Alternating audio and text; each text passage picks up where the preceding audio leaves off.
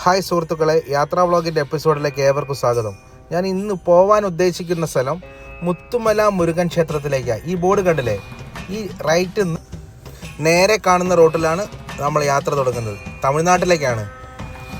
ചിറ്റൂരിൽ നിന്ന് കൊഴിഞ്ഞമ്പാറ ഒഴലപ്പതി വഴിയാണ് പോകുന്നത്. ഏകദേശം ഇവിടുന്ന് ഒരു 4 കിലോമീറ്റർ പോയാലാണ് ഈ തമിഴ്നാട് ബോർഡറിലേക്ക് എത്തുന്നത്. ലെഫ്റ്റ് കാണുന്ന ഒരു തെങ്ങും തോപ്പൊക്കെയാണ്.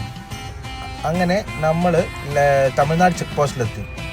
ഈ കാണുന്നതാണ് തമിഴ്നാട് പോലീസ് സ്റ്റേഷൻ. അതിൻ്റെ ഫ്രണ്ടിൽ കൂടെ പോകുന്ന റൂട്ടിലാണ് നമുക്ക് പോകേണ്ടത്. അവിടെ സ്ട്രെയിറ്റ് കാണുന്ന റോഡ്. അങ്ങനെ വണ്ടി ഒരു 5 മിനിറ്റ് അവിടെ നിർത്തിയിട്ട് നേരെ പോയി പിന്നെ എത്തുന്നത് ഒരു 3 കിലോമീറ്റർ പോയപ്പോൾ വീണ്ടും റൈറ്റ് സൈഡിലേക്കുള്ളൊരു സൈൻ ബോർഡ് കാണുന്നുണ്ട്. ഫ്രണ്ടിലേക്ക് നോക്കുമ്പോൾ കുത്തനെയുള്ള കയറ്റമാണ്. ഇരുവശങ്ങളിൽ കുറ്റിക്കാടുകളാണ്. അങ്ങനെ മുന്നോട്ട് പോവുക.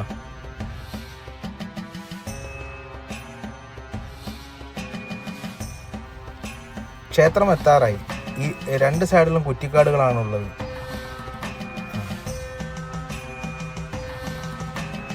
നല്ല കുത്തനെയുള്ള കയറ്റം.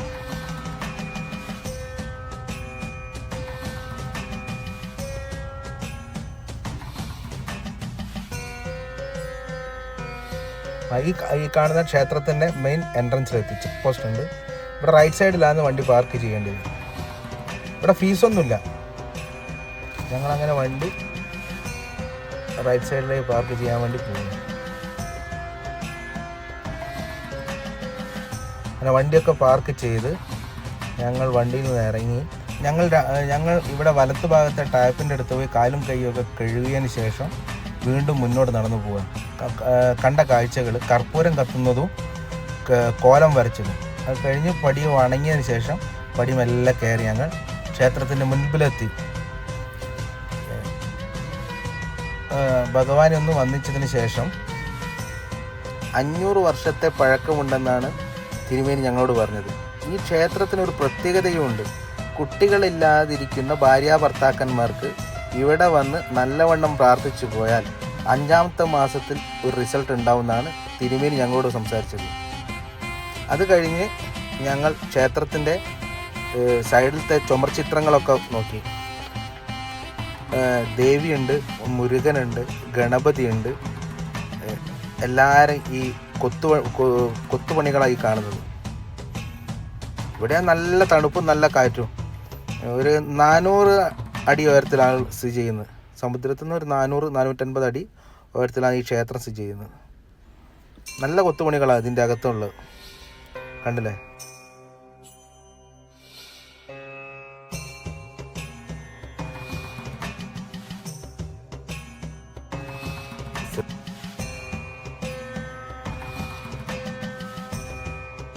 കൊടിമരത്തിൻ്റെ അടുത്തെത്തി. എല്ലാം ചുറ്റിക്കിറങ്ങി. ഇനിയിപ്പം 6:10 സമയം. 6:25 എന്ത് ദർശനം കിട്ടുന്നത്. അങ്ങനെ എല്ലാം അകത്ത് കാഴ്ചകളെന്താ 10-250 ആളുകളുണ്ട് അകത്ത്. ഈ ഭക്തിഗാനമൊക്കെ ആലപിച്ചിരിക്കുന്നുണ്ട്. ഇപ്പം നട തുറന്നു. ഞങ്ങളെല്ലാവരും പ്രാർത്ഥിച്ച് മുരുകന. ആളെ ഒന്നും കാണാണ്ടിരുന്നത് എല്ലാവരും അകത്തിരുന്ന് ഭജന ഇരിക്കുകയായിരുന്നു. ഞങ്ങൾ അവിടുന്ന് പ്രസാദമെല്ലാം വാങ്ങി തിരിച്ച് ക്ഷേത്രത്തിൽ നിന്ന് മുകളിൽ നിന്ന് താഴോട്ട് നോക്കുന്ന അതിമനോഹരമായ കാഴ്ച കാണുന്നത്. ഇവിടെ തന്നെ ഫ്രണ്ടിൽ കാർ പാർക്കിംഗ് എല്ലാം ഉണ്ട്. നമ്മൾ കാർ പാർക്കിംഗ് ഒക്കെ ഇവിടെ തന്നെയാണുള്ളത്.